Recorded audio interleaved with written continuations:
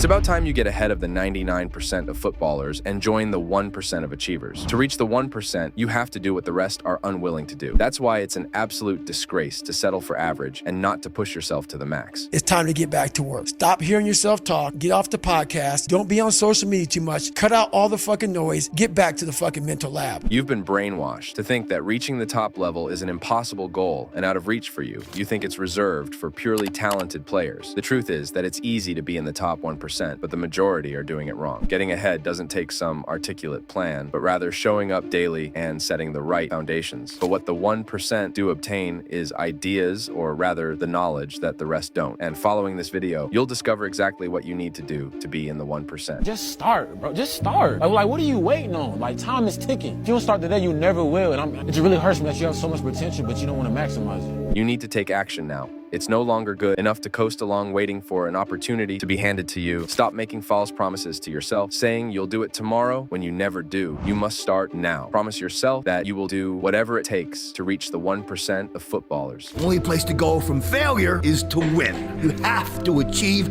failure. You have to take it that far. Nobody wants to go that far. It's too scary. That's where winning is. A majority of footballers will call you crazy for your goals because they have been conditioned the wrong way. You need your goals and your habits to be so insane and dedicated that people call you crazy. If you set standards for yourself that the 1% have, all you need to do is follow them to a T and you'll be successful. It's that simple. Be the guy who embraces the ugly, the miserable. Be the guy who embraces hard work, the grind. Don't be afraid of being hurt. What's funny is that people will look at this and laugh because they don't truly take the grind seriously and would rather coast along while they watch their dreams disappear. The more weird you are is a reflection of how committed you are to focusing on your shit, molding and shaping and developing your ideas and your craft so that when it's time for you to make your rounds, you gon' fly.